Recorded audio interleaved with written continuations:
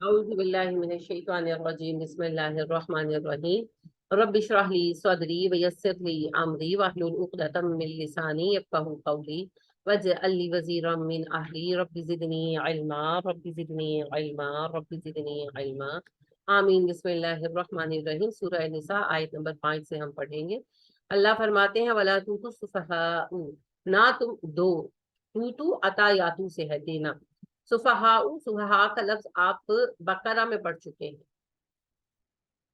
وَإِذَا قِيلَ لَهُمْ آمِنُوا كَمَا آمَنَ النَّاسُ قَالُوا أَنُؤْمِنُ كَمَا آمَنَ السُّفَهَاءُ أَلَا إِنَّهُمْ هُمُ السُّفَهَاءُ وَلَٰكِن لَّا يَعْلَمُونَ۔ جب ان سے کہا جاتا ہے ایمان لاؤ باقی لوگوں کی طرح، تو کہتے ہیں لوگ ہم بے وقوفوں کی طرح ایمان لائیں، بے وقوف تو یہ ہے۔ تو سفیہ کہتے ہیں بے وقوف کو، نادان کو۔ تو نادانوں کو، بے وقوفوں کو اپنا مال مت دو، اموالکم اپنے مال، التی وہ جس کو جعلا بنایا اللہ، اللہ نے لکم تمہارے لیے، قیامن قیام کا ذریعہ۔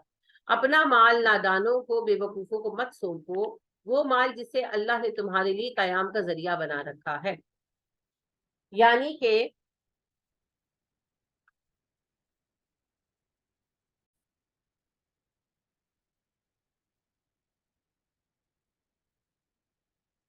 اپنے مال جن پر تمہاری زندگی کا قیام ہے، دار و مدار ہے، وہ بے وقوفوں کو مت سونپا کرو۔ یعنی کہ اگر کسی کو گارڈین بنایا گیا کسی یتیم بچے کا، اور وہ یتیم جب بڑا ہوا تو انفارچونیٹلی وہ کاروبار سنبھالنے کے لائق نہیں ہے کسی بھی وجہ سے۔ کئی وجوہات ہو سکتی ہیں، بعض بچے جو ہیں وہ مینٹلی جو ہے ویک ہوتے ہیں، پیچھے رہ جاتے ہیں، ان کی مینٹل ایج بہت کم رہتی ہے۔ بعض کا ایسا تو نہیں ہوتا لیکن وہ سادے ہوتے ہیں، ان کو کوئی بھی بیوقوف بنا لیتا ہے، جسے ہم عرف عام میں کہتے ہیں اللہ لوٹا ہے یہ۔ وہ دیوانے بھی نہیں ہوتے، کچھ نہیں خرابی ہوتی، وہ سادے ہوتے ہیں، ان میں زیادہ سمجھ نہیں ہوتی۔ پھر کچھ لوگ ایسے ہوتے ہیں کہ وہ بہت بے سادے بھی نہیں ہوتے لیکن وہ کاروبار نہیں سنبھال سکتے، ان سے وہ غلط فیصلے کر کے لاس بہت کرتے ہیں۔ پھر اس کے علاوہ بھی کوئی ریزن ہو سکتی ہے، جیسے شراب کی عادت پڑ گئی، جوئے کی عادت پڑ گئی، غلط صحبت میں پڑ گئی، اب ان کو اگر کاروبار دیں گے وہ تو تباہ کر دیں گے۔ تو اگر کوئی بھی اس قسم کی خرابی پائی جائے جب یتیم جوان ہو اس میں، تو اللہ فرماتے ہیں مال ان کو دو ہی مت، ورزقوہم، رزق دو انہیں، فیہا اس میں سے، وقسوہم، اور پھر پہناؤ انہیں، یعنی ان کا خرچہ دے دو۔ عدالت پھر اس کا نان و نفع طے کر دے گی نا، کاروبار پر ہے، اگر کسی کا اربوں کا کاروبار ہے تو ظاہر ہے اس حساب سے اس کا خرچہ ہوگا ڈیسائیڈ، اگر کسی کا لاکھوں کا ہے تو اس حساب سے ہوگا۔ تو اللہ فرما دیں یہ جو کاروبار ہے یہ تمہارے لیے قیام کا ذریعہ ہے۔ ہر کاروبار معیشت کو قائم کرتا ہے نا، جتنے فیکٹریاں بند ہوتی ہیں اتنی معیشت کمزور ہوتی ہے، تو لہٰذا جتنے کھیت بند ہوں گے اتنی ہی جو ہے وہ کمی آئے گی نا فصل میں۔ تو اس وجہ سے پھر ایسے احمق لوگوں کے حوالے نہیں کرنی چیزیں، بلکہ کیا کرنا ہے ان کا پھر خرچہ باندھ دینا ہے، وہ مستقل گارڈین کے زیر نگرانی رہے گا کاروبار، اور اس میں سے ان کو پیسے ملتے رہیں گے، ہر مہینے ان کا خرچہ ملتا رہے گا، جب تک کہ یا تو کوئی اور چھوٹا بھائی ہے جو جوان ہو کر سنبھال لے، یا جو وہ لڑکا ہے اس کا کوئی بچہ وغیرہ جوان ہو جائے، وہ لائق کو اس کے حوالے کر دیا جائے۔ وَقُولُوا لَهُمْ قَوْلًا مَّعْرُوفًا، اور ان سے عمدہ بات کرو، یعنی کہ ظاہری بات ہے جس کا مال ہے کبھی نہ کبھی وہ آئے گا کہ انہیں تسی میرا مال دیں دے، تسی ہڑپ کرنا چاہتے ہو وغیرہ، اور ایسے لوگوں کو دوسرے بہت بہکاتے ہیں۔ فرض کریں کہ یعنی کہ جہاں شادی ہوئی، اب سسرال والے چاہتے ہیں کہ ہمارے زیر نگرانی آ جائے، ہم نفع اٹھائیں، تو وہ بھڑکاتے ہیں، اس طرح کی چیزیں ہوتی رہتی ہیں۔ تو ان سے غصہ نہیں کرنا، ان کو پیار محبت سے سمجھا کے ٹال دو، وقت نکالو جب تک کہ اللہ کوئی رستہ پیدا نہ کرتے۔ وَابْتَلُوا الْيَتَامَىٰ، آزماؤ یتیموں کو، حتیٰ یہاں تک کہ اذا بلغوا النکاح، جب وہ نکاح کے لائق ہو جائیں، فَإِنْ آنَسْتُمْ، اگر تم موجود پاؤ، منہم ان میں، رشدن سمجھ، فَادْفَعُوا، لوٹا دو، الیہم ان کی طرف، اموالہم، مال ان کے۔ تم یتیموں کو آزماتے رہو یہاں تک کہ جب وہ نکاح کی عمر پر پہنچ جائیں تو پھر تم انہیں ان میں سمجھ بوجھ پاؤ تو ان کے مال واپس کر دو۔ اب آزمانے سے مراد یہ نہیں ہے کہ کوئی کوئز میں ان کا حصہ دلانا ہے، مطلب یہ کہ چیک کرتے رہو، آپ کو دیکھ کر 4 دن میں پتہ لگ جاتا ہے کہ بچہ کیسا ہے۔ اب جیسے یہ بچی ہے میرے پاس تو میں آپ کو کہتی ہوں نا بڑی سیانی ہے، آپ کا کوئی بھانجا بھتیجا جو بھی بچہ، جیسے جیسے بچے بڑے ہوتے ہیں آپ کو سمجھ آتی جاتی ہے کہ یہ بچہ سمجھدار ہے، یہ بڑ بولا ہے، یہ بے وقوف ہے، خود ہی نظر آ جاتا ہے۔ تو یہی بات ہے کہ نظر رکھو، دھیان رکھو، دیکھو کیسے ہے۔ اور جب وہ بالغ ہو جائیں، اب بلوغت کا تعلق آج کل جو ہے 18 سال کر دیا گیا ہے، لیکن اسلام میں بلوغت کا تعلق جو ہے وہ پیوبرٹی کے ساتھ ہے، یعنی نکاح کے لائق ہونے کے ساتھ ہے. لڑکوں کا احتلام آنا اور لڑکیوں کو حیض آنا جب شروع ہوتا ہے وہ بالغ ہو جاتی ہے. تو اللہ فرماتے ہیں جب وہ بالغ ہو جائیں تو تم ان میں اتنی عقل پاؤ کہ وہ اپنا کاروبار سنبھال سکتے ہیں، تو کاروبار ان کے حوالے کر. سادہ سا اصول. فَإِنْ آنَسْتُم مِّنْهُمْ رُشْدًا، اگر تم ان میں رشد پاؤ. رشد کہتے ہیں فیصلہ کرنے کی قوت، اس لیے مرشد کہتے ہیں جو سارے فیصلے کرتا ہے. تو اللہ کہتے ہیں اگر تم ان میں لیاقت پاؤ تو ان کے مال ان کے حوالے کر دو. وَلَا تَأْكُلُوهَا، نہ تم کھاؤ ان کا مال اسرافاً جلدی جلدی، وبدارن تیزی کے ساتھ، ان یکبروا کہ وہ بڑے ہو جائیں. اسراف کہتے ہیں فضول خرچی کو، اوور سپینڈنگ. اور بدارا ہوتا ہے جلدی، بدار اسی سے ہے. بدر کا لفظ آپ استعمال کرتے ہیں نا، جو جلدی چاند نکلتا ہے اس کو کہتے ہیں، یعنی کہ شروع کا چاند. تو اللہ تعالیٰ کہہ رہے ہیں کہ جو تمہارے پاس مال ہے، جو گارڈین بنایا گیا ہے، وہ ان کا مال ضائع نہ کرے کہ کل کو بڑے ہو جائیں گے مجھے واپس کرنا پڑے گا، تو میں مال کو استعمال کر دوں تاکہ میں کل کو یہ دکھاؤں کہ بھئی یہ مال تو، پیسے تو خرچ ہو گئے، مال تو ختم ہو گیا. سونا ہے، چاندی ہے، پیسہ ہے، اس کو استعمال کر لینا اوور سپینڈنگ کر کے، زیادہ استعمال کر کے یا جلدی کرتے ہوئے. مقصد یہ ہے کہ کل کو بڑے ہو جائیں گے پھر یہ تقاضا کریں گے اس سے پہلے جتنا میں ہڑپ کر سکتا ہوں ہڑپ کر. اللہ کہتے ہیں ایسا مت کر. جیسا کہ کل ہم نے ڈسکس کیا تھا، گارڈین صرف اپنی تنخواہ لے سکتا ہے، تنخواہ اس کی کاروبار کے حساب سے ہوگی، جتنا بڑا کاروبار ہے اس حساب سے اس کی تنخواہ طے ہوگی. باقی اس کا یتیم کے مال پر کوئی حق نہیں ہے، اس میں سے کچھ نہیں لے سکتا. ہاں اپنی خوشی سے وہ کچھ دے دے بچہ جو ہے کہ بھئی اتنی خیر خواہی میری کی، جب اس کو مال واپس ملے تو لیٹ سپوز کہ رہائش دی ہوئی تھی تو وہ کہتا ہے کہ نہیں اتنا پیسہ ہے میرے پاس تو یہ رہائش آپ کی ہی، چچا آپ رہیں یہاں. وہ اس کی اپنی خوشی ہے، باقی وہ لے کچھ نہیں سکتے. ومن کانا غنی، جو تم میں سے ہو غنی مالدار، فلیستعفف، وہ تو بچے. عفو کہتے ہیں دور رہنے کو، اسی سے عفت کا لفظ بنتا ہے، دامن بچانا. وہ دامن بچا لے، جس کے پاس تو پیسہ ہو تو دامن بچا لے. ومن کانا فقیرا، جو محتاج ہو، غریب ہو. فقیر غریب کو کہتے ہیں، بھکاری کو نہیں کہتے. بھکاری کو سائی کہتے ہیں عربی میں. فلیاکل، پس چاہیے کہ وہ کھائے، بالمعروف، دستور کے مطابق. اللہ کہتے ہیں کہ جو گارڈین بنایا گیا اگر تو وہ خود صاحب مال ہے پھر تو اسے چاہیے کہ وہ یتیم کے مال سے کچھ بھی نہ لے، تنخواہ بھی نہ لے، فی سبیل اللہ کام کرے. اگر مجبور محتاج ہے تو پھر دستور کے مطابق لے. میں آپ کو ایک مثال سے سمجھاتی ہوں. فرض کریں مسٹر اے اور مسٹر بی دو بھائی ہیں. مسٹر اے کا بھی کام ہے، کاروبار ہے، مسٹر بی کا بھی کاروبار ہے، دونوں کی فیکٹریاں ہیں، چلتی ہیں، ایک جیسی حیثیت کے مالک، دونوں کا کروڑوں کا کاروبار ہے. اب مسٹر بی مر گئے خدا نہ خواستہ، اب وہ فوت ہو گئے، بچے چھوٹے چھوٹے ہیں، مسٹر اے کو گارڈین بنا دیا گیا.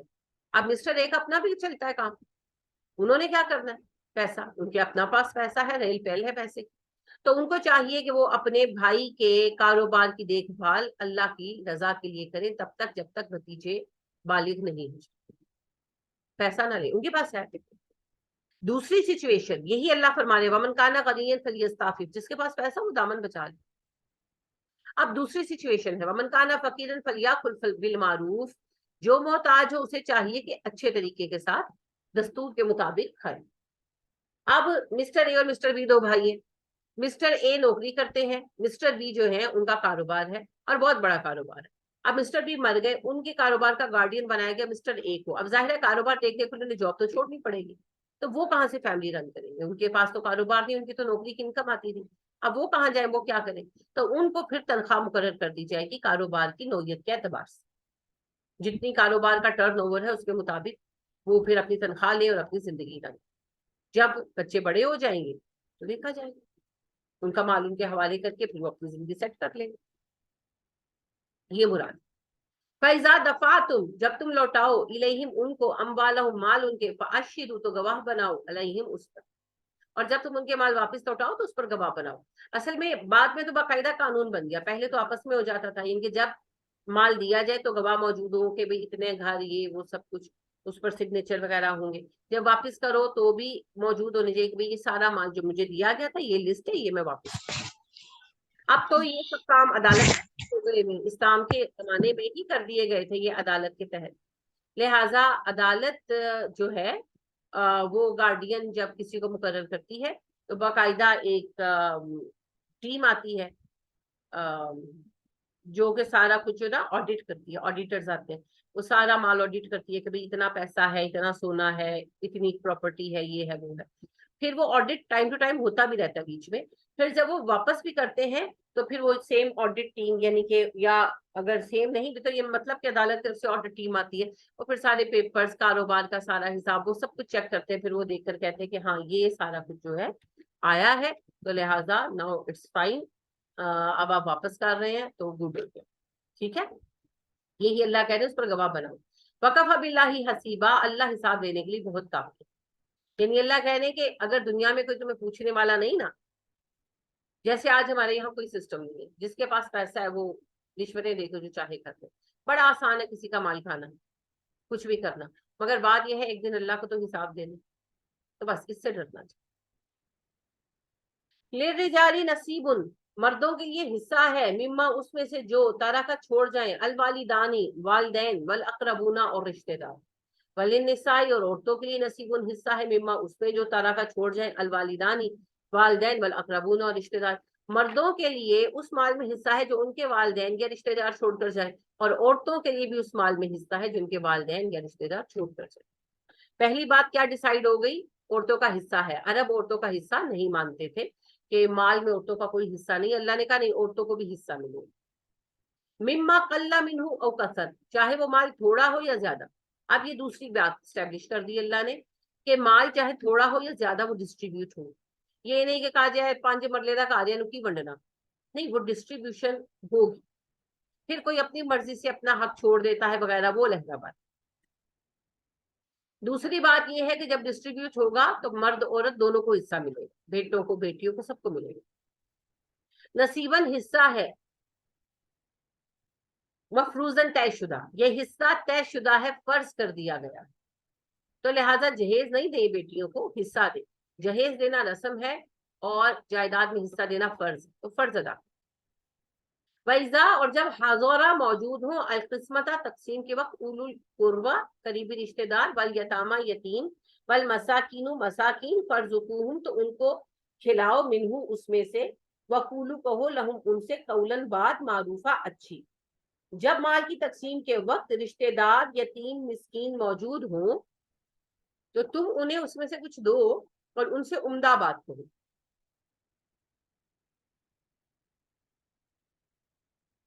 यहाँ पर आप देखें कितना उम्दा उसूल समझाया जा रहा है।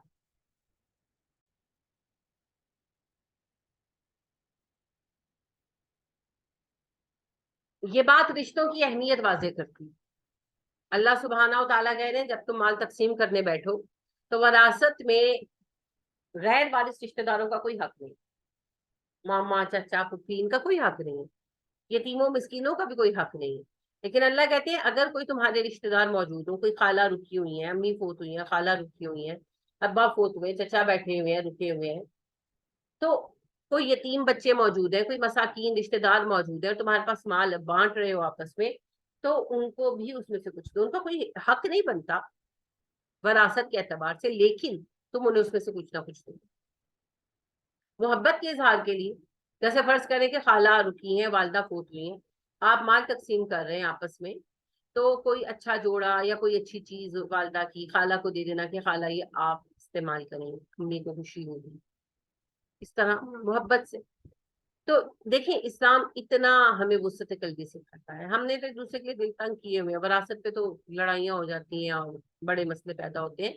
अल्लाह तो ये बता रहे हैं कि जिनका हक नहीं है, वारिस तो वारिस है, जिनका हक नहीं है उनको भी अगर वो मौजूद है तो आप कुछ ना कुछ दें, महज उनके दिल की खुशी के लिए।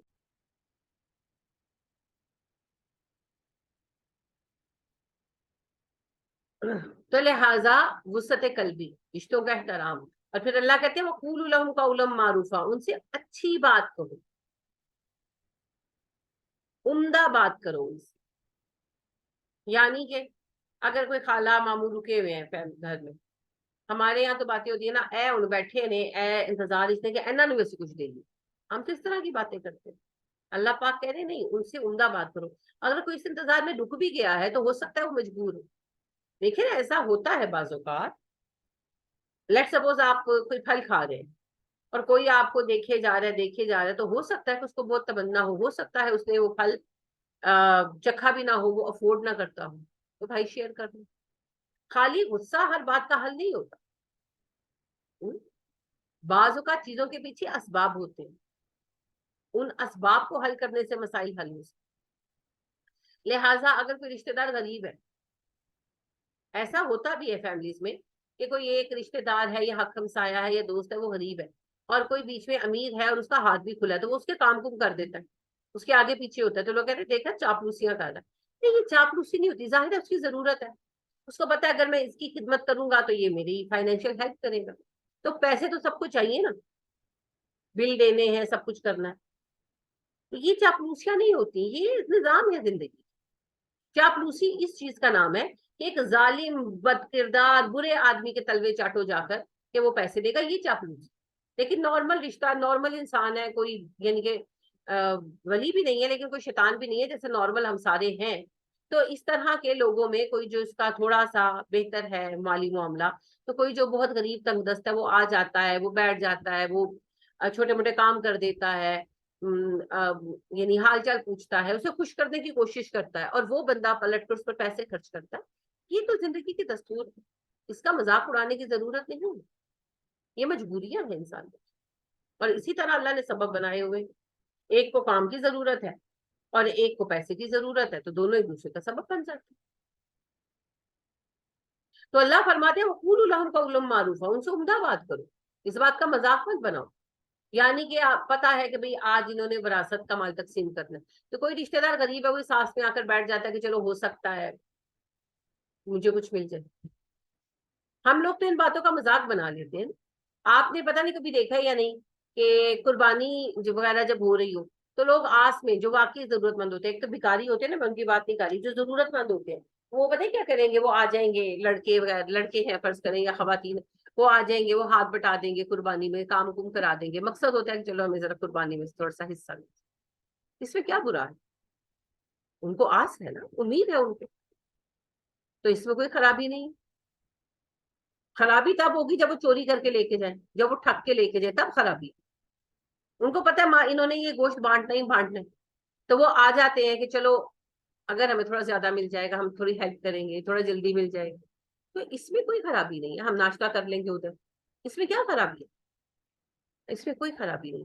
کیا ہم ہر وقت اللہ سبحانہ و تعالیٰ سے نہیں مانگتے رہتے؟ ہم نفل حاجت کی کیوں پڑھنے کھڑے ہوتے ہیں کہ اللہ ہمیں دے؟ ہم نہیں بھکاری, اپنی اپنی جگہ سب بھکاری ہیں جی. ہم اپنے باس کے سامنے کام اچھا کر کے پیش نہیں کرتے. اگر جاب کر رہے ہیں تو ہم اپنے باس کے سامنے اچھا کام نہیں پیش کرتے کہ ہمارا باس خوش ہو, ہمیں کوئی انکریمنٹ ملے, کوئی ترقی ملے, پروموشن ہو. ہم بیوی اپنے شوہروں کے لیے اچھا کھانا نہیں بناتی, جب شوہر گھر پہ نہ ہو کبھی تو ہم پرواہ نہیں کرتے, ہم کہتے رہن دو کہ نان پکوڑے منگا لانا. شوہر گھر پہ ہیں تو پھر ہم کھانا بناتے ہیں اور شوہر کی پسند کا بناتے ہیں, اور ہم چاہتے ہیں ہمارے شوہر کا موڈ ٹھیک ہو, وہ خوش ہو ہم سے. کیوں وہ خوش ہوگا, وہ ہمارے اوپر اسپینڈ کرے گا. ایسے ہی ہے نا, یہ زندگی کے حقائق ہے. تو یہی معاملات سبھی کے ہوتے ہیں. ٹھیک ہے کہ بعض اوقات کی چیزیں بعض اوقات تکلیف دیتی ہیں, بری لگتی ہیں, لیکن اگر مال کی تقسیم کے وقت آ کر کوئی بیٹھ گیا تو اللہ کا شکر ادا کرے کہ لوگ آپ سے امید رکھتے ہیں, لوگوں کو آپ سے توقع ہے, اللہ نے آپ کو اپر ہینڈ بنایا. یہ بھی تو ہو سکتا تھا کہ آپ کسی کے در پہ جا کے بیٹھے ہوتے کہ کاش یہ مجھے کچھ دے دے, تو اللہ نے دینے والا بنایا. الحمدللہ ثم الحمدللہ. اگر کوئی پریشانی میں آپ کی طرف دیکھتا ہے تو اللہ کا شکر ادا کرے. آپ واحد روشنی ہے جو اندھیروں میں سے نظر آئے, کوئی بات نہیں. آپ دیکھیں ہم بھی تو ایسے ہی ہیں, اللہ کے ساتھ بے وفا ہیں نا. نمازیں بھی ہم بیچ میں چھوڑ دیتے ہیں, اگر پڑھتے بھی ہیں تو بس ردی نمازیں پڑھتے ہیں, اور جب کوئی مصیبت آتی ہے پھر لمبے ہو جاتے سجدے, پھر اذکار لمبے ہو جاتے, پھر رو رو کے اللہ کو یاد کرتے. تو اللہ تو ہمیں یہ نہیں کہتے کہ میں مصیبت ہی یاد آنا, نہیں, اللہ کہتے ہیں کوئی بات نہیں, میرا بندہ نا پلٹ آیا, اوکے فائن. تو پھر اگر کوئی بندہ عام دنوں میں تھوڑا ہم سے دور بھی ہے, اپنی مصیبت میں ہمارے پاس آتا ہے, یا وہ ہم سے توقع رکھتا ہے کہ ہم اس کو کچھ پیسے خرچ کریں, تو یہ کوئی بری بات نہیں. اگر اللہ نے دیا ہے اور آپ کسی کی مدد کر سکتے ہیں تو ضرور کریں. سب سے اچھا مال ہے ہی وہ جو دوسروں پر خرچ کیا جائے. نبی کریم صلی اللہ علیہ وسلم نے کہا لوگوں ایک دوسرے پر مال خرچ کرو. صحابہ نے کہا اللہ کے نبی صلی اللہ علیہ وسلم ہمارے پاس پیسے نہیں ہیں، ہوتے آپ صلی اللہ علیہ وسلم نے فرمایا کماؤ اور خرچ کرو. تو اما ابا کے جو پرانے کپڑے ہیں، جوتے ہیں، گھر کا سامان ہے، دیکھیں جیسے نارملی شادی ہو جاتی ہے سب کے گھر میں ہر چیز موجود ہوتی ہے. اب وہ چیز کسی کے ضرورت کی نہیں ہے، بس یہ ہے کہ وراثت میں مل رہی ہے تو فری مل رہی ہے تو میں لے کر ہی جاؤں گا نا. تو وہ یہ ہے کہ اگر کسی غریب رشتے دار کو دے دیتے ہیں تو کیا خرابی ہے، اما ابا کو بھی اجر ہوگا، آپ کو بھی اجر ہوگا، کیا فرق پڑتا ہے؟ کیونکہ ان چیزوں کی ضرورت انفیکٹ کسی کو بھی نہیں. فرض کریں بہت گولڈ ہے، بہت گولڈ ہے، اور کسی بچی کی شادی ہے اور وہ فیملی کی کوئی مسکین فیملی ہے اور وہ موجود ہے وہاں پر اور انہیں امید ہے اور آپ اس میں سے کوئی ایک چھوٹا موٹا سیٹ ان کو دے دیتے ہیں تو کیا فرق پڑتا ہے؟ فرق نہیں پڑتا. تو یہی اللہ فرما رہے ہیں کہ اگر تمہارے پاس یتیم مساکین کوئی رشتہ دار موجود ہے جن کا کوئی حق نہیں ہے، وہ وارث نہیں ہے، انہیں بھی کچھ نہ کچھ دو اور ان سے عمدہ بات کرو. ہماری تو سوچ نیگیٹو ہے تو زبان سے باتیں بھی نیگیٹو بھی نکلتی، لہٰذا ہم کہتے ہیں تاک لا کے بیٹھے نے اینا دی تے نظر ہی سی امی دے مال کے اوتے اے تے چند ہی ہوئی سن. تو یہ گھٹیا باتیں ہیں، یہ مسلمانوں کو زیب نہیں. ول یکشا چاہیے ڈرے الذین وہ لوگ لو اگر تارا کو چھوڑ جائے من خلفہم اپنے پیچھے ذریۃ اولاد ضعافا کمزور خافوا خوف کھائیں علیہم ان پر فلیتق اللہ پس چاہیے کہ ڈرے وہ اللہ سے ولیقولوا کہیں قولا بات سدیدا سی. جو لوگ مال تقسیم کر رہے ہوں انہیں چاہیے کہ وہ ڈرے اس بات سے کہ اگر وہ مر رہے ہوتے اپنے پیچھے کمزور اولادیں چھوڑ کر تو کتنا خوف کھاتے ان کے لیے. بس اس لیے اللہ سے ڈریں اور سیدھی اور سچی بات کہیں. بڑی ہی عمدہ مثال اللہ پیش کر رہے ہیں. اللہ کہہ رہے ہیں یتیموں کا معاملہ ڈیل کرتے ہوئے ڈرو. اگر تمہارے بچے یتیم ہوتے اور تم مار رہے ہوتے تو تمہیں کتنا ڈر ہوتا کہ تمہارے بعد کیا ہوگا.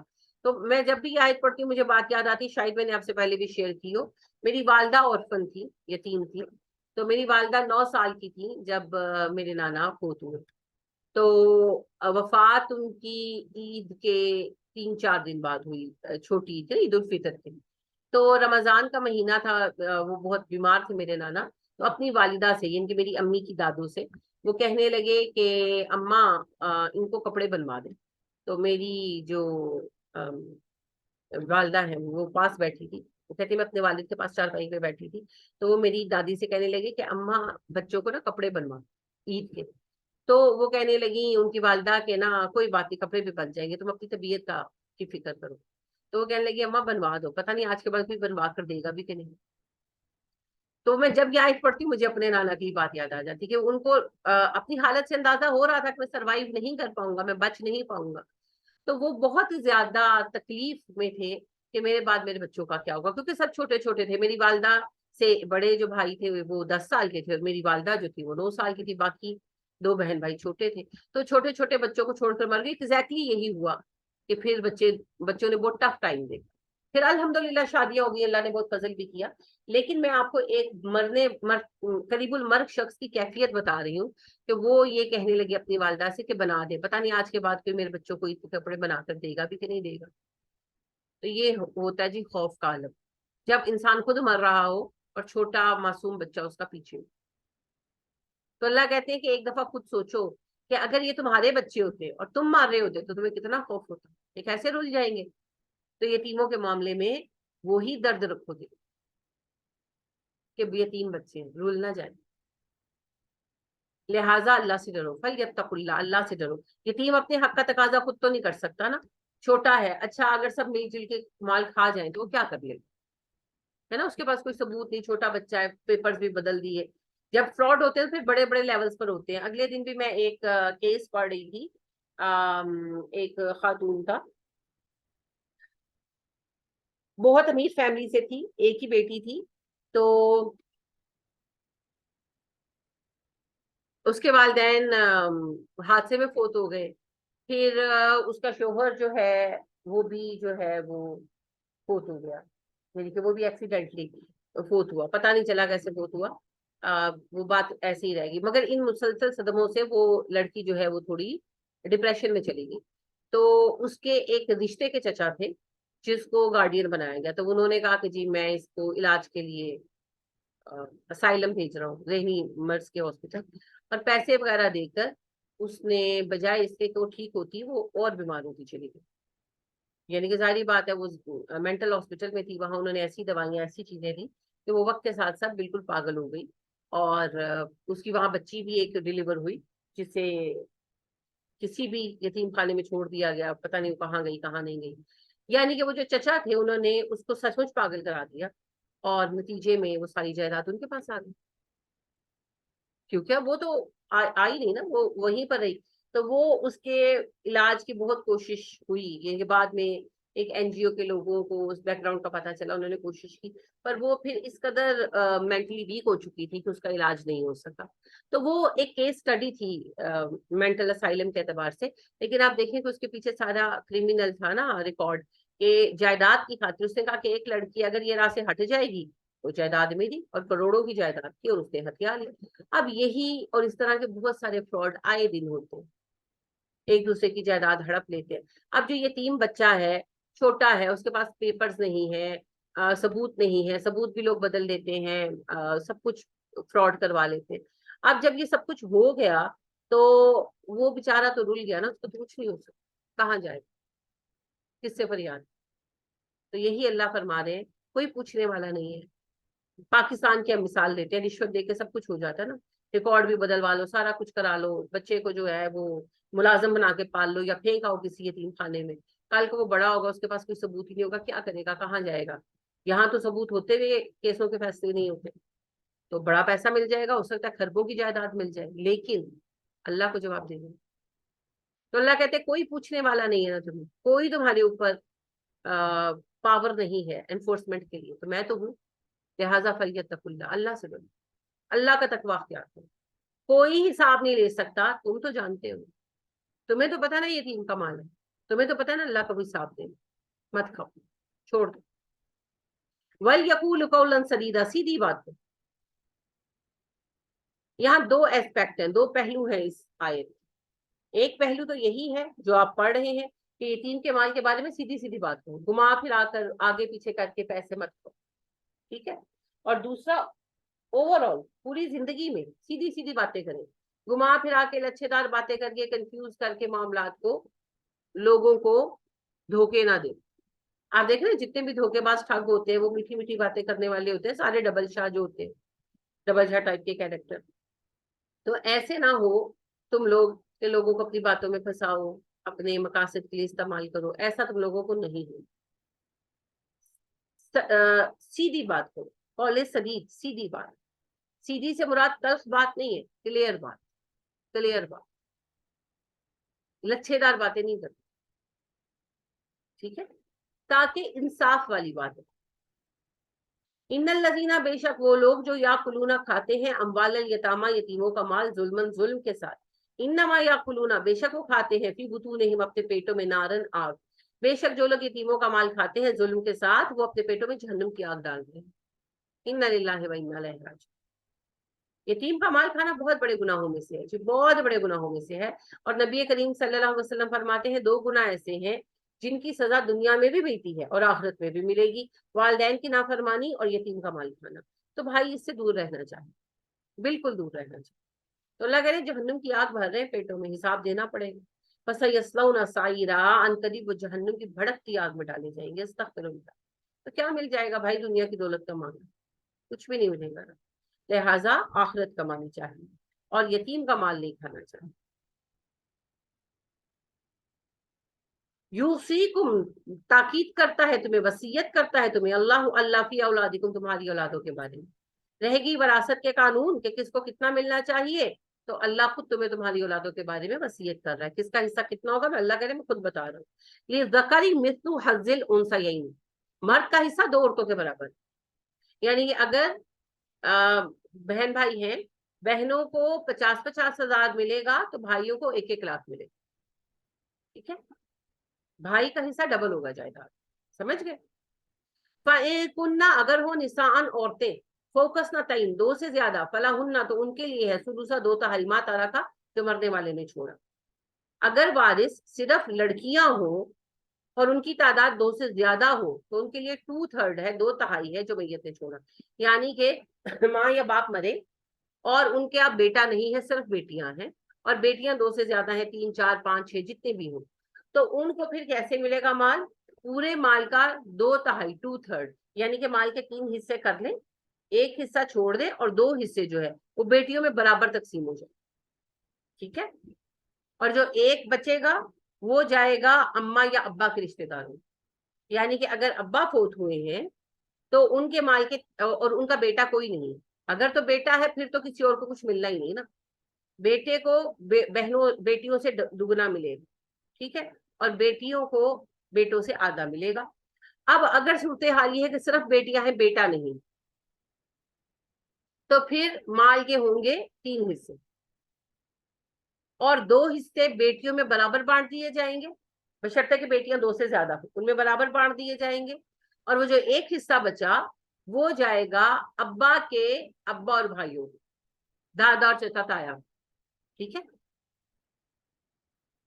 एक कानत, और अगर लड़की हो वाहिदतन बस एक, फलाहन निस्फ, तो उसे आधा मिलेगा। अगर सिर्फ एक बेटी है, 2 बेटियां हो, 3 बेटियां हो, 4 बेटियां हो, हर सूरत में माल का 2/3 जो है वो बेटियों में बराबर बराबर बट जाएगा। अगर एक ही बेटी होगी तो उसे आधी जायदाद आधा माल दे दिया जाएगा और आधा माल फिर अब्बा के रिश्तेदारों में जाएगा। अगर अम्मा फोत हुई है तब भी यही होगा, बस जो एक हिस्सा है माल का वो अम्मा के रिश्तेदारों को जाएगा। वही अभी वही ही, और उसके माँ बाप के लिए, लिकुल्लिन हर एक के, वाहिदिन मिनहुमा उनमें से हर एक के लिए है असुदुस छठा हिस्सा, ठीक है, माँ और बाप को छठा हिस्सा मिलेगा। मिम्मा उसमें से तारा का जो उसने छोड़ा, इन काना लहू अगर हो उसके लिए वलदुन औलाद, यानी कि अगर और बेटा मरे खुदा ना खास्ता या बेटी मरे, माँ बाप भी मौजूद हैं और उनके बच्चों के बच्चे भी मौजूद हैं, तो ऐसी सूरत में अम्मा अब्बा को छठा हिस्सा आधा आधा दे दिया जाए। फ़ाइन फिर लम ना यकुन हो लहू उनके लिए वलदुन औलाद, व वरिसहु वारिस होंगे अबवाहु माँ बाप, फली उम्मी तो माँ के लिए असुलुस तीसरा हिस्सा है।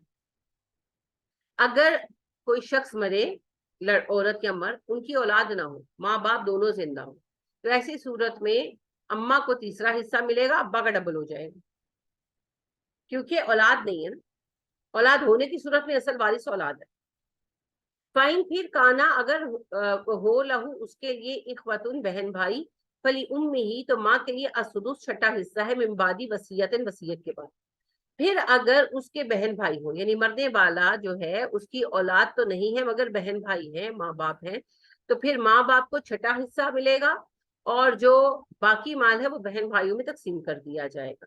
मिम्बादी वसीयतिन यूसी बिहा, उस वसीयत के बाद जो की गई हो वसीयत, यानी मरने वाले ने अगर कोई वसीयत की है तो पहले वसीयत पूरी होगी, और दैन और कर्ज चुकाया जाएगा, यानी कोई मरा तो सबसे पहले उसके माल से कर्ज चुकाया जाएगा, फिर अगर उसने कोई वसीयत की है तो वसीयत पूरी की जाएगी, और उसके बाद अगर तो बेटे हैं और बेटियां हैं तो फिर तो उनमें माल तकसीम हो जाएगा। अगर बेटे नहीं है सिर्फ बेटियां हैं, एक बेटियों से आधी जायदाद मिलेगी, आधी रिश्तेदारों को चली जाएगी, और अगर एक से ज्यादा बेटियां हैं, 2 3 4 5, तो उनमें 2/3 जायदाद बढ़ जाएगी, बाकी रिश्तेदारों में चली जाएगी। अगर औलाद नहीं है तो मरने वाले के माँ बाप जिंदा हैं तो उनको जो है माँ को तीसरा हिस्सा मिलेगा, बाप का दुगना हो जाएगा। और अगर माँ औलाद है तो छठा हिस्सा माँ बाप दोनों में बांटा जाएगा, और अगर बहन भाई हैं तब भी यही होगा कि छठा हिस्सा माँ बाप को दे दिया जाएगा और बाकी जो पैसा है वो बहन भाइयों में चला जाएगा।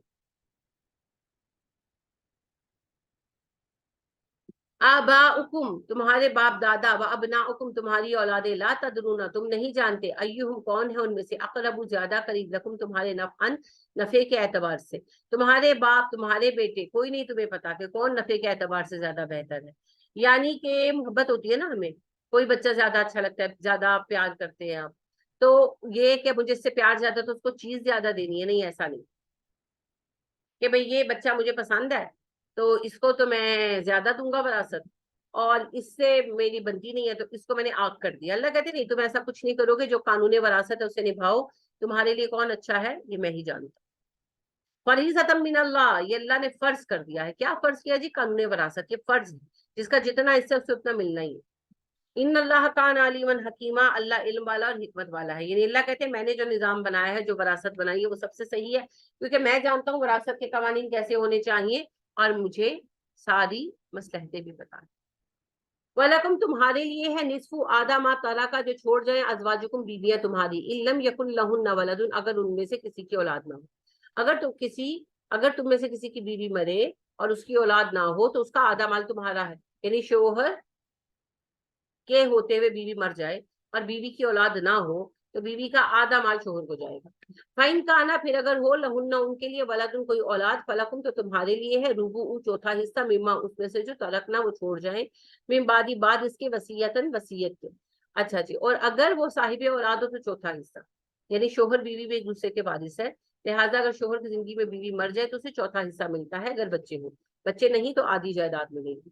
मिम बादी वसीयतन यूसीना बिहा औदैन और उनकी वसीयत पूरी करने और कर्ज अदा करने के बाद। यानी औरतों का अगर कोई कर्ज है तो कर्ज चुकाया जाएगा, फिर वसीयत पूरी की जाएगी, फिर माल तकसीम होगा। वलहुन्नुर रुबु और औरतों के लिए चौथा हिस्सा है मिम्मा तरक तुम उसमें से जो तुमने छोड़ा इन अगर लम नहीं यकुन है लकुम तुम्हारे लिए वलदुन कोई औलाद। औरतों को चौथा हिस्सा मिलेगा उस सूरत में कि अगर तुमने औलाद नहीं छोड़ी। फाइन काना लकुम वलदुन अगर तुम्हारी औलाद है फलहुन सुमुनु उन्हें आठवां हिस्सा मिलेगा मिम्मा तरक तुम तुम्हारे छोड़े हुए माल में से। यानी बीवियों को औलाद शोहर फोत हो तो बीवी को उसके माल में से आठवां हिस्सा मिलेगा अगर बच्चे हो, अगर बच्चे नहीं है तो फिर चौथा हिस्सा मिलेगा। शोहर के बच्चे नहीं है, ठीक है। ऐसा हो सकता है ना कि किसी औरत की अपनी पहली शादी से औलादे हो, या एक साहब की पहली शादी से औलाद हो, या दो बीवियां हैं एक से औलाद हो एक से नहीं है, तो ये उसके रूल सारे बयान है। मिन बादी वसीयतुन तुसूना बिहा औ दैन उस वसीयत को पूरी करने के बाद जो तुमने की और कर्ज अदा करने के बाद। यानी पहले कर्ज अदा होगा फिर वसीयत पूरी की जाएगी फिर माल तकसीम होगा, ये तरतीब एक ही जगह है। वइनकाना रजुलुन अगर कोई मर्द वफात पा जाए यूरसु मीरास जिसकी तकसीम हो रही हो कलालतन वो कलाला हो अवीम राउतुन या कोई औरत। कलाला उसको कहते हैं जिसका कोई डायरेक्ट वारिस ना हो। डायरेक्ट वारिस होते हैं माँ बाप और बेटे बच्चे। तो अगर कोई ऐसा बंदा मरे कि ना माँ बाप हो ना बच्चे हो तो माल कैसे तकसीम होगा। वलहु अखुन उसकी एक भाई हो और उख्तन या एक बहन हो फलिकुल्ली वाहिदी मिनहुम सुदुस तो उसे छठा हिस्सा मिलेगा। यानी अगर कोई शख्स मर्द हो या औरत वो वफात पाए उसके ना माँ बाप हो और ना औलाद हो, अब उसका माल कैसे तकसीम होगा। अगर एक बहन है या एक भाई है तो बहन हो या भाई उसे छठा हिस्सा मिल जाए।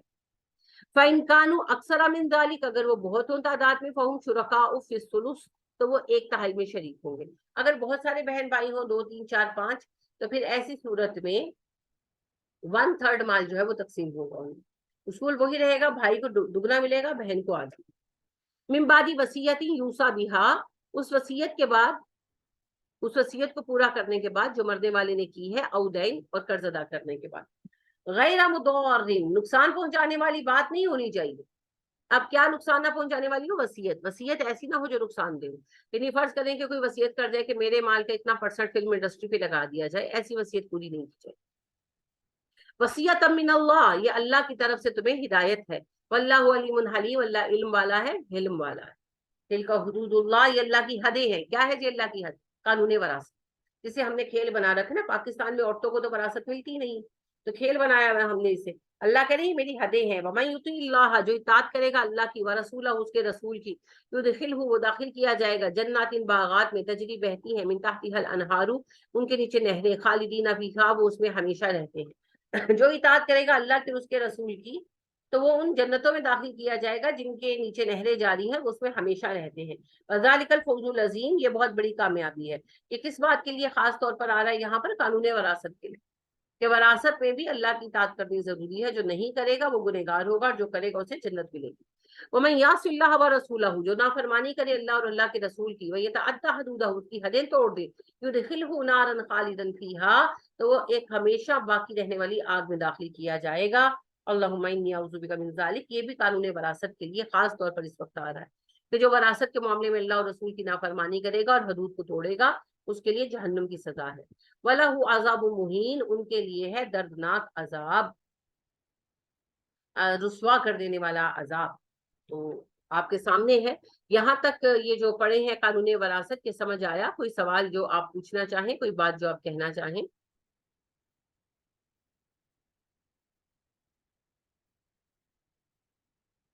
چلیے پھر آگے پڑھتے ہیں. واللاتی یاتین الفاحشہ، جو عورتیں لے کر آئیں بے حیائی تم میں سے، من نسائکم تمہاری عورتوں میں سے، فاستشہدوا گواہ بناؤ، علیہن ان پر، اربعۃ منکم 4 گواہ تمہیں میں سے، فإن شہدوا پھر اگر وہ گواہی دے، فامسکوہن تو روک لو انہیں، فی البیوت گھروں میں، حتیٰ یہاں تک کہ یتوفاہن وہ وفات پا جائیں، الموت موت کے ساتھ، اور یا پھر یجعل اللہ نکال دے لہن ان کے لیے سبیلاً راستہ. اگر تمہاری عورتوں میں سے کوئی عورت بے حیائی کا کام کرے، زنا کرے، اور اس پر 4 گواہ اپنے میں سے اکٹھے کرو، اگر 4 گواہ مل جائے اور گواہی دیں تو انہیں گھروں میں بند کر دو یہاں تک کہ وہ مر جائیں یا پھر اللہ ان کی راستہ نکالے.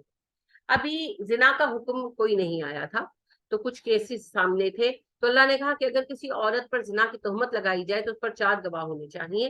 اگر 4 گواہ مل جائیں تو فی الحال تم عورتوں کو گھر میں رکھو. قید کرنے سے مراد یہ نہیں کہ ایک کمرے میں ڈال دو یا بیڑی ڈال دو، مطلب کہ ان کا گھر سے آنا جانا بند کر دو، وہ بس گھر پر رہیں گی، گھر سے باہر نہیں جا سکتی یہاں تک کہ اللہ ان کا فیصلہ کر دے. پھر یہ فیصلہ 6 ہجری میں ہوا تھا جب سورہ نور آئی اور زنا کے باقاعدہ احکامات آئے. واللذانی یاتی یعنی ہا، اور 2 مرد جو آپس میں بے حیائی کریں، منکم تم میں سے، فآذوہما تو ان کو اذیت دو. یہ لواطت کی سزا ہے. بعد ازاں پھر یہ بھی ری اسٹیبلش ہوئی نور میں. یہاں پر اللہ نے کہا کہ اگر مرد آپس میں بدفعلی کریں تو انہیں اذیت دو، مطلب مارو. تو شروع میں یہ ہوتا تھا کہ یعنی کہ کہا گیا، لیٹ سپوز کہ قاضی نے کہا کہ اس کو 10 تھپڑ مارو یا اس کو 10 ڈنڈے مارو، تو اس طرح جو سزا قاضی مقرر کر دے. بعد ازاں پھر اسے ری ایڈریس کیا گیا. فَإِن تابا، پھر اگر وہ توبہ کر لیں، وَأَصْلَحَا، دونوں اپنی اصلاح کر لیں، فَأَعْرِضُوا عَنْهُمَا، تو انہیں ان کے حال پر چھوڑ دو. یعنی کہ وہ اس فعل سے باز آ جائیں تو کوئی مسئلہ نہیں ہے، ان کو نارملی آزاد چھوڑ. ان اللہ کان توابا رحیما، اللہ توبہ قبول کرتا ہے اور مہربان.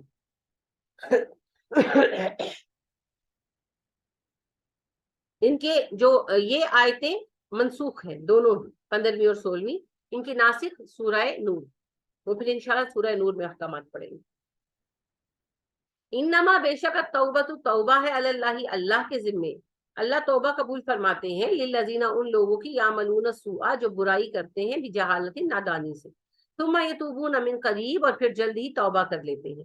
فاولئک یتوب اللہ علیہم، اللہ ان کی توبہ قبول کرتا ہے. وکان اللہ علیما حکیما، اللہ بہت توبہ قبول کرنے والا ہے، علم والا، حکمت والا ہے. ولیست التوبۃ، نہیں ہے توبہ، للذین، ان کے لیے، یعملون السیئات، جو برے کام کرتے ہیں، حتیٰ یہاں تک کہ اذا حضر احدهم الموت، جب ان کی موت کا وقت قریب آتا ہے، قالا، کہتا ہے، انی تبت الآن، اب میں توبہ کرتا ہوں. وللذین، اور نہ ان کی توبہ ہے جو یموتون، مر جاتے ہیں، وہم کفارن، حالت کفر میں، اولئک اعتدنا لهم عذابا الیما، ان کے لیے ہم نے دردناک عذاب تیار کر رکھا ہے. اللہ کہہ دے کہ جب گناہ ہو جائے تو توبہ کرو، اور توبہ اس بندے کی ہے جو بے وقوفی میں، لا علمی میں، یا غصے میں، یا کسی لالچ میں آ کر وقتی طور پر اس سے گناہ سرزد ہو گیا، پھر جلدی اسے خیال آ گیا کہ مجھ سے غلطی ہوئی اور اس نے استغفار کر لیا، ایسوں کو تو میں معاف کر دوں گا. اور جو ساری زندگی اپنے آپ کو لگائے رکھا انہوں نے مستیوں میں، اور جب ڈیتھ بیڈ پر پڑے تو اللہ جی مجھے معاف کر دو، تو اللہ کہتے ہیں ایسوں کی توبہ میں قبول نہیں کرتا، اور جو کافر مرضے میں ان کی توبہ بھی قبول نہیں کرتا. اللہ ہمارے حال پر رحم فرمائے، آمین. یا ایھا الذین آمنوا، اے ایمان والو، لا یحل لکم، حلال نہیں تم پر، ان ترثوا النساء کرہن، کہ عورتوں کے وارث بنو جبر کے ساتھ. میں نے آپ سے عرض کیا تھا کہ غزوہ احد میں کئی لوگ شہید ہوئے تو ان کی فیملیز تھی، لہٰذا حضرت سعد ایک صحابی تھے، وہ شہید ہوئے اور ان کی 3 بچیاں تھیں. تو ان کے چچا چاہتے تھے کہ کسی بھی طرح ان بچیوں کی شادی جو ہے وہ ان کے بیٹوں وغیرہ کے ساتھ ہو جائے، کیونکہ جائیداد کے وہ چاہتے تھے جائیداد ان کو دے. تو اس وجہ سے وہ مجبور کر رہے تھے، اور وہ بچیاں اور ان کی والدہ راضی نہیں تھی. تو انہوں نے آ کر پھر نبی کریم صلی اللہ علیہ وسلم سے مدد مانگی. تو اللہ نے پھر یہ کہا کہ تمہیں یہ حق نہیں ہے کہ تم یتیم عورتوں کے وارث ہی بن کر بیٹھتے.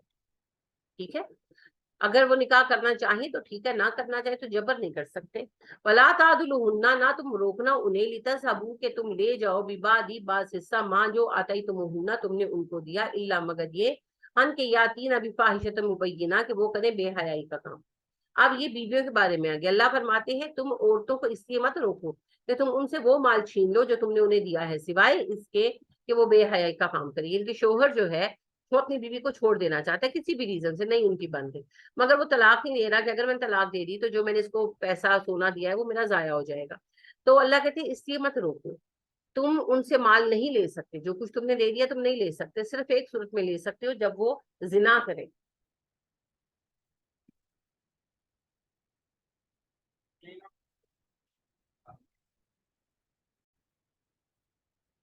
اگر کوئی عورت زنا کرے تو اس کا مہر ادا کرنا شوہر کا ذمہ نہیں رہتا، اور شوہر اس کو دی ہوئی چیزیں واپس لے سکتے. ٹھیک ہے، زانیہ عورت سے. تو اللہ کہہ رہے ہیں کہ تم ان سے کوئی چیز واپس نہیں لے سکتے بیویوں سے، سوائے اس کے کہ تمہاری بیوی زانیہ ہو، اس کے سوا کوئی راستہ نہیں. تو تم ان کو تنگ نہ کرو، یہ کہ تنگ کرنا کہ میں تمہیں طلاق دیا گا جب تو تم فلانا مکان جو تیرا نام کیا میرا نام واپس کر دے. اللہ کہہ رہے اس لیے مت روکو. وَعَاشِرُوهُنَّ بِالْمَعْرُوفِ، انہیں دستور کے مطابق رکھو، یعنی ان کے پورے حق ادا کرو، ان کے ساتھ پوری طرح رشتہ نبھاؤ اور ان پر ظلم نہ کرو. فائن کریں تم ہننا، اگر تم کسی کو ناپسند کرتے ہو، فاسا ہو سکتا ہے ان تکرہوا شیئا، کہ تم کوئی چیز ناپسند کرو، وَيَجْعَلَ اللَّهُ فِيهِ خَيْرًا كَثِيرًا، اور اللہ نے اس میں خیر کثیر رکھ دی ہو. اگر تم ناپسند کرتے ہو کسی بیوی کو تو یاد رکھو کہ ہو سکتا ہے تم کسی شخص کو یا چیز کو پسند نہ کرو، اور اللہ نے اس میں بہت بھلائی رکھی ہے. تو اللہ کے فیصلوں پر راضی رہنا چاہیے.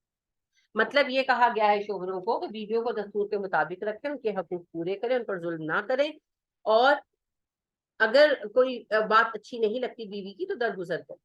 وَإِنْ أَرَدْتُمُ اسْتِبْدَالَ زَوْجًا مَكَانَ زَوْجٍ، اگر تم بیوی کو بیوی کے ساتھ بدلنا چاہتے ہو، دوسری بیوی لانا چاہتے ہو، وَآتَيْتُمْ إِحْدَاهُنَّ قِنْطَارًا، اور تم دے چکے ہو کسی کو ڈھیروں مال، فَلَا تَأْخُذُوا مِنْهُ شَيْئًا، تو اس میں سے کچھ واپس نہ لو. اگر تم بیوی سے بیوی بدلنا چاہتے ہو کا مطلب یہ نہیں کہ مسٹر اے اپنی بیوی مسٹر بی کو دے کے مسٹر بی کی بیوی لے لے، معاذ اللہ. مطلب یہ ہے کہ تم طلاق دے کے نئی شادی کرنا چاہتے ہو، شادی کی بھائی نئی بیوی سے بن رہی ہے، میں نے طلاق دے دی ہے، میں نے دوسری شادی کرنی ہے، اوکے کر سکتے ہو، لیکن پہلی بیوی کو جو کچھ دے دیا واپس نہیں لے سکتے. اور اللہ کہہ رہے کن تارن، خزانہ بھی دے دیا تو واپس سے لے سکتے. اتاخذونہ، کیا تم لوگے اسے بہتانن، بہتان لگا کر. بہتان کیا؟ زنا کا، کیونکہ صرف زنا کی صورت میں شوہر واپس لے سکتا ہے نا. تو اللہ کہتے ہیں زانیہ ثابت کرو گے اسے، جھوٹ بولو گے، وَإِثْمٌ مُبِينًا، یا پھر کھلا گناہ کماؤ گے. یعنی دو راستے ہیں نا، یا تو اس کو خدا نہ خواستہ اس پر الزام لگا دو، زانیہ بنا دو، اس کو کہہ دو اور پھر مار لے لو، یا دوسری صورت ہے مار پیٹ کر، جیسے ہمارے یہاں ہوتا ہے مار پیٹ کر گھروں سے نکال دیتے ہیں. تو اللہ کہہ رہے ہیں دونوں میں سے جو بھی کام کرو گے گناہ عظیم ہے. اگر تم نے عورت کو طلاق دینے کا فیصلہ کر لیا ہے تو جو کچھ دے چکے اس میں سے واپس ہی نہ لو. ہمارے یہاں تو دیتی کچھ نہیں. ہاں یہاں پر بیویوں کو نہیں دیتے، یہاں پر سوچنا ہندوؤں والی ہے، یہاں پر نہیں دیتے. کبھی عربوں میں جا کر دیکھ، وہ دیتے ہیں بیویوں کو مال، کھلا مال دیتے ہیں، اور وہ اور شادیاں بھی کرتے ہیں اور طلاقیں بھی دیتے ہیں، اور اللہ ان کو اور مال دیے جاتا ہے. ہمارے یہاں کے مرد جتنا سنبھال سنبھال کے رکھتے ہیں نا، اتنا ہی کچھ نہیں بچتا ان کے ہاتھ میں. وہ پنجابی کا محاورہ ہے، سرفا کر کے ستی تھی آٹا کھا گئی کتی. وہ ہمارے مرد حضرات کا وہ حال ہے. یہ ہندوؤں کے نقش قدم پر، نبی کریم صلی اللہ علیہ وسلم کے نقش قدم پر نہیں ہے. وَكَيْفَ تَأْخُذُونَهُ، کیسے تم ان سے مال واپس لے سکتے ہو. وَقَدْ أَفْضَىٰ بَعْضُكُمْ إِلَىٰ بَعْضٍ، تم ایک دوسرے کے ساتھ گھل مل چکے ہو. افضا ہوتا ہے ایک چیز کے اندر دوسری چیز مکس ہو جانا. تو میاں بیوی کے فزیکل ریلیشن کی طرف اشارہ ہے کہ تم ایک دوسرے کے ساتھ بیڈ شیئر کر چکے ہو، ایک جان ہو چکے ہو، تو کیسے تم اب ان سے مال واپس دو گے، اتنی کمینگی پر اتر آؤ گے. ٹھیک ہے آج کسی ریزن سے تم لوگ طلاق لے رہے ہو، طلاق تک پہنچ گئے، مگر کبھی اچھا وقت بھی تو گزارا ہے نا، اس اچھے وقت کی یاد رکھو. دو مومنوں کی طرح الگ ہو. وَأَخَذْنَ مِنْكُمْ مِيثَاقًا غَلِيظًا، اور وہ تم سے پختہ وعدے لے چکی ہیں. عورتوں کی عادت ہوتی ہے نا، میری تو خیر نہیں ہے لیکن اکثر خواتین کو تسلی نہیں ہوتی، وہ انسیکیورٹی فیل کرتی ہیں، تو وہ پھر قسمیں اٹھواتی ہیں مردوں کی. قسم کھاؤ تم ہمیشہ میرے ساتھ ایسے رہو گے، اچھا قسم کھاؤ، اچھا وعدہ کرو.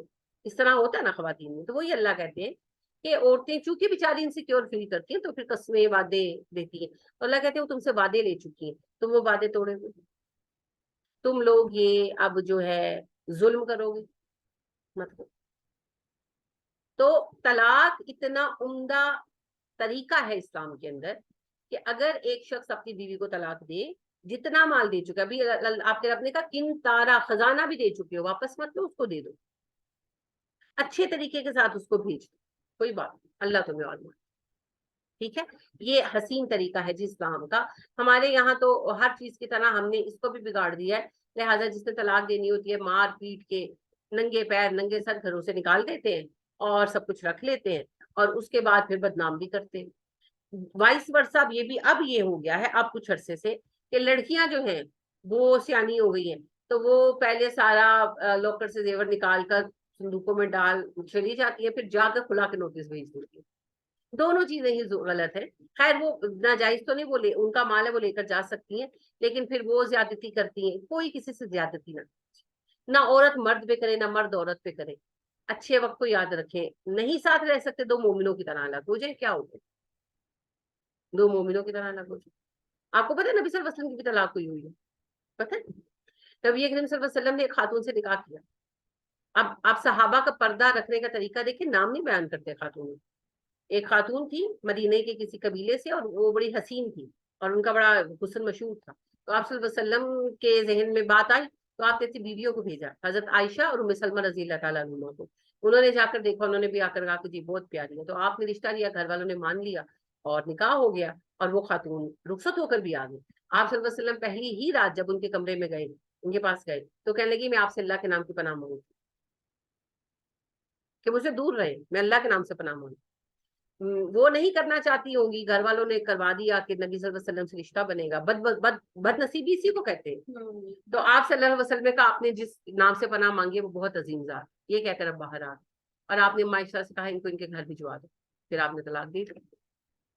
ساری زندگی کبھی پلٹ کر آپ نے نہیں کہا، یا آپ کی کسی گھر کے بندے نے نہیں کہا کہ ایڈی بدبخت عورت، جن کے دیکھیں میرے نزدیک تو وہ بدبخت ترین عورت تھی کہ نبی صلی اللہ علیہ وسلم کی بیوی ہونے سے بڑا کیا اعزاز اس امت میں کسی کے لیے ہو سکتا. حضرت سودا رضی اللہ تعالیٰ عنہ تھی نا، آپ نے ان سے نکاح جب کیا تھا وہ 72 سال کی تھی، 72 ایئرس. تو جب آپ کی 3-4 شادیاں ہو گئی تو بڑی طویل عمر پائی حضرت سودا نے. تو انہوں نے پھر آپ سے کہا کہ میں بہت بوڑھی ہو گئی ہوں، تو آپ مجھے چھوڑیے گا نا، میں اپنا دن عائشہ کے لیے گفٹ کرتی ہوں، آپ میری باری عائشہ کے پاس گزارا کریں، میں آپ کی بیوی کی حیثیت سے مرنا چاہتی ہوں. دیکھیں یہ بھی سوچتی ہوں. تو میرے نزدیک تو وہ بدبخت ترین خاتون تھی میرے نزدیک. لیکن کبھی کسی نے، میں نے کہا نا نام بھی نہیں روایت میں بیان کیا. بالکل صحیح معاملہ ہے، بخاری مسلم میں آپ کو یہ بات ملے گی. لیکن کسی نے ان خاتون کا نام تو کیا قبیلہ بھی نہیں بتایا. بس اتنا کہا مدینہ کے ایک قبیلے، مدینہ کے ایک قبیلے. کیوں نہیں بتایا؟ بدنام کرنے کی ضرورت ہی نہیں، کوئی بات نہیں. نبی اکرم صلی اللہ علیہ وسلم نے بھی نہیں ان کے گھر والوں کو بلا کر کہا کہ دیکھو تمہاری بیٹی ایسی ویسی. بھائی نہیں اس کا ہوا دل. جہاں تک میں سمجھ پائی ہوں پہلے انہوں نے گھر والوں کو کہا ہوگا، گھر والوں نے سمجھایا سمجھو کے کر دیا ہوگا، وہ نہیں تھی آمادہ تو انہوں نے آپ سے کہہ دی. آپ صلی اللہ علیہ وسلم نے دوسری بات کی. یہ ہوتا ہے جی وقار. ہم تو پھر اگر طلاق ہو جائے تو لڑکی والے لڑکے میں ایپ ڈالتے ہیں، لڑکے والے لڑکیوں میں ایپ ڈالتے ہیں. ضرورت ہی نہیں ہے. بھائی نہیں نبھ سکی کیا ہوا؟ دو اچھے لوگ بھی آپس میں نہ رہ سکے، ایسا ہو سکتا کہ نہیں ہو سکتا؟ ہو سکتا ہے. آپ دیکھیں نبی اکرم صلی اللہ علیہ وسلم نے گود لے لیا تھا، اڈاپٹ کر لیا تھا حضرت زید بن حارثہ رضی اللہ تعالیٰ عنہ کو، اور بچپن سے آپ کے زیر تربیت رہے تھے. اور حضرت زینب بنت جہش رضی اللہ تعالیٰ عنہ نبی صلی اللہ علیہ وسلم کی پھپھو کی بیٹی تھی. ان دونوں کی شادی کروائی تھی، دونوں کی نہیں بنی، طلاق ہو گئی. زینب بنت جہش سے نبی صلی اللہ علیہ وسلم کی شادی ہوئی. اب کیا زینب بنت جہش میں خرابی تھی؟ نہیں، وہ تو ہماری ماں ہے، مومنوں کی ماں ہے قیامت تک. اور دوسری طرف حضرت زید بن حارث، نبی صلی اللہ علیہ وسلم نے ان کو بیٹا مانا اور ہمیشہ پیار کیا، اور بہت پیار کرتے تھے، بہت پیار کرتے تھے. ان سے بھی ان کے بیٹے اسامہ سے. تو جب نبی اکرم صلی اللہ علیہ وسلم کے بعد حضرت عمر کے زمانہ خلافت آئے تو انہوں نے الاؤنس مقرر کیے نا، تو اسامہ جو زید بن حارث کے بیٹے تھے ان کا زیادہ الاؤنس رکھا اپنے بیٹے عبداللہ بن عمر کی نسبت. تو انہوں نے کمپلین کی کہ ابا وہ مجھ سے چھوٹا ہے، جب میں دین کی راہ میں کام کر رہا تھا وہ تو بھی چلتا تھا پیر پیر، تو آپ نے اس کا الاؤنس زیادہ رکھا. تو انہوں نے کہا بیٹے جتنا پیار اس کے باپ سے نبی صلی اللہ علیہ وسلم کرتے تھے تمہارے باپ سے نہیں کرتے تھے، اور جتنا پیار اسامہ سے کرتے تھے تم سے نہیں کرتے تھے. سب کو پتا تھا آپ صلی اللہ علیہ وسلم حضرت زید رضی اللہ تعالیٰ عنہ سے اور اسامہ سے بہت پیار کرتے، یعنی کہ گویا آپ سگے بیٹے کی طرح چاہتے اور سگے پوتے کی طرح چاہتے، بہت محبت کرتے.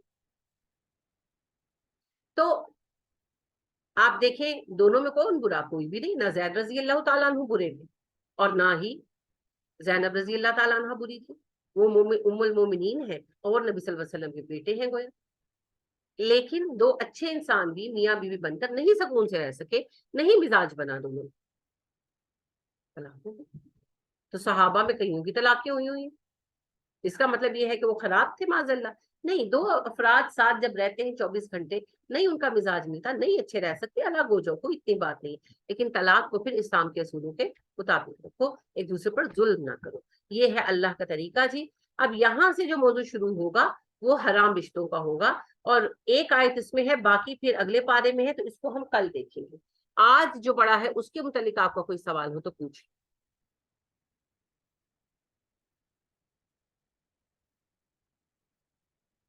چلیے کوئی سوال نہیں ہے تو آج یہی بات ختم کرتے ہیں, کل انشاءاللہ آگے بڑھیں گے. سبحانک اللہم و بحمدک و نشہد ان لا الہ الا انت و نستغفرک و نتوب الیک. السلام علیکم و رحمۃ اللہ وبرکاتہ.